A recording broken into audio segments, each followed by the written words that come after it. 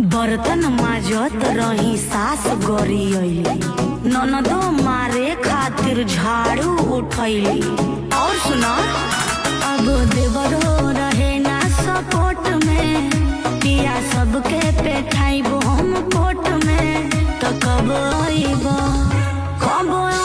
छोड़ के परदेश रजाऊ, कब आइबो हम करब सासू पकेश रजाऊ।